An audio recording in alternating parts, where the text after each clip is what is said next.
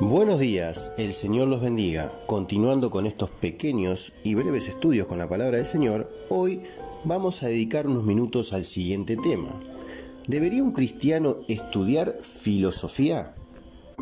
Veamos, el estudio de la filosofía tiene que ver con el uso de la argumentación racional y el pensamiento crítico para analizar la forma en que los seres humanos piensan, conocen y perciben el mundo que les rodea, tanto el mundo físico como el mundo abstracto de ideas. Preguntas tales como ¿qué es real? ¿Se puede conocer la verdad? ¿Y qué es la belleza? Son preguntas filosóficas. Para los griegos, la filosofía fue el amor a la sabiduría.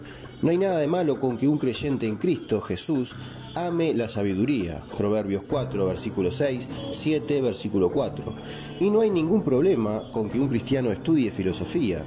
El libro de Eclesiastes es muy filosófico, ya que trata con diferentes filosofías del mundo antes de llegar a la conclusión de que una filosofía que teme y obedece a Dios es la mejor. Eclesiastes 12, versículo 13.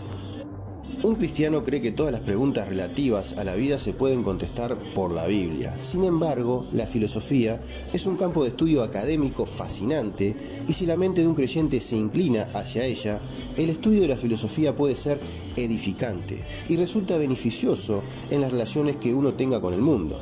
Una comprensión de las diferentes filosofías de los hombres es una herramienta valiosa en la evangelización.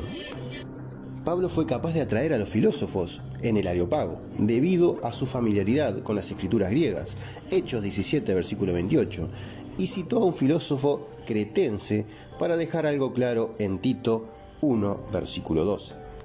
La fe a menudo se ve como una búsqueda no intelectual, es considerada como algo que se entiende con el espíritu y el corazón, y por lo tanto no necesita dar sentido a la mente racional.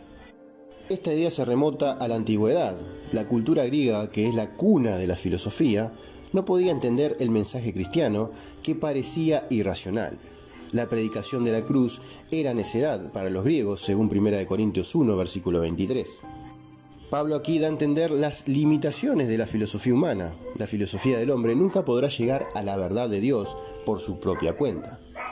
La sabiduría de Dios se revela al hombre cuando Dios le da la mente de Cristo.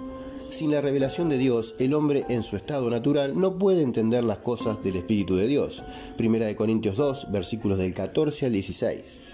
La sabiduría no viene de la mente racional y natural, porque la mente del hombre y su razón están caídas, es decir, están afectadas por el pecado. La sabiduría es algo hermoso, poéticamente descrita como el trabajador que está al lado de Dios mientras Él creaba el mundo. Proverbios 8, versículos 12 al 31.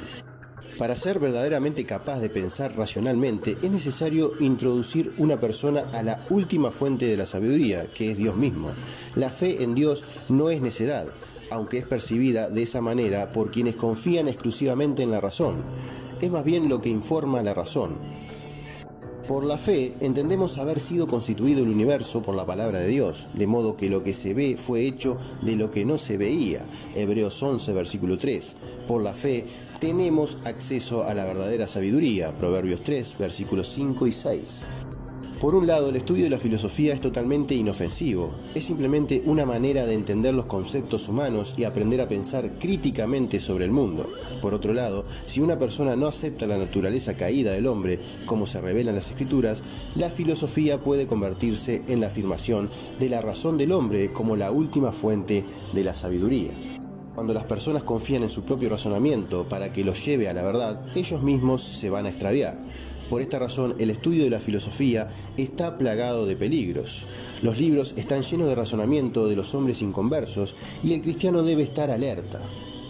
Aunque la filosofía como un campo de estudio es simplemente una herramienta que se puede utilizar para construir argumentos hermosos y esclarecedores basados en lo que Dios ha revelado de lo que es la verdad, o también se puede utilizar para destruir y confundir una mente caída que confía en sí misma y no en su Creador. Ahora hagamos un repaso de cuáles son las diferentes formas de literatura bíblica. Uno de los hechos más intrigantes de la Biblia es que aunque es la comunicación de Dios, Mateo 5, versículo 17, Marcos 13, versículo 31, Lucas 1, versículo 37, Apocalipsis 22, 18 y 19, los seres humanos son parte del proceso de la escritura.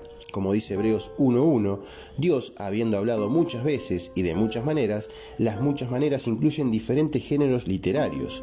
Los escritores humanos de la Biblia usaron diferentes formas de literatura para comunicar mensajes diferentes en épocas diferentes. La Biblia contiene literatura histórica, Primera y Segunda de Reyes, literatura dramática en Job, documentos legales, en buena parte en Éxodo y Deuteronomio, letras de cánticos, cantares y los salmos, poesía, la mayoría de Isaías, literatura de sabiduría, Proverbios y Eclesiastes, literatura apocalíptica, Apocalipsis y parte de Daniel, historias cortas, Ruth, sermones, según lo registrado en Hechos, discursos y declaraciones, como la del rey Nabucodonosor en Daniel, oraciones, muchos salmos, parábolas, como las que Jesús contó, fábulas, como Jotam lo contó, y epístolas, Efesios y Romanos. Los diferentes géneros se pueden intercalar, por ejemplo, muchos de los salmos también son oraciones, algunas de las epístolas contienen poesía. Cada tipo de literatura tiene características únicas y deben abordarse con la debida atención. Por ejemplo, no se puede interpretar la fábula de Jotam, Jueces 9, del 7 al 15, de la misma manera como se interpretan los 10 mandamientos, Éxodo 20, del 1 al 17. Interpretar la poesía, dependiendo de la metáfora y en otros elementos poéticos, es diferente de la interpretación narrativa histórica. Segunda de Pedro 1:21 dice que los hombres de Dios hablaron siendo inspirados por el Espíritu Santo. Usando la terminología de hoy, el jefe de redacción de la Biblia fue el Espíritu Santo de Dios. Dios puso la marca de su autoría en cada uno de los 66 libros de la Biblia, sin importar el género literario. Dios sopló las palabras escritas, segunda de Timoteo 3, 16 y 17. Ya que el hombre tiene la capacidad de entender y apreciar las diversas formas de literatura, Dios usó muchos géneros para comunicar su palabra. El lector de la Biblia descubrirá un propósito común que unifica las piezas de la colección. Descubrirá los motivos, profecías, temas repetidos y personajes que se repiten. En medio de todo esto encontrará que la Biblia es la obra literaria más grande del mundo y la mismísima palabra del mismísimo Dios. Bueno, hasta aquí llegamos con este pequeño repaso de lo que es la literatura bíblica y si un cristiano puede estudiar o leer filosofía.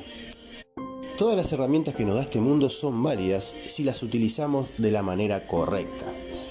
El cristiano debe discernir y tener especial alerta en las cosas que mira, que lee o que interactúa con otras personas. Este es el caso también de la filosofía, pues es sabiduría o inteligencia, mejor dicho, humana. La sabiduría proviene de Dios y los cristianos debemos entender que la sabiduría es lo principal que un hombre debe tener para caminar en esta vida y debemos pedírsela al Señor para entender las razones por las cuales este mundo ha caído y por las cuales este mundo también confía en el hombre. Dicho esto, como un gran amigo me dijo una vez, pasa todo lo que lees por el filtro de la Biblia. Que el Señor los bendiga abundante y poderosamente en este hermoso y maravilloso día.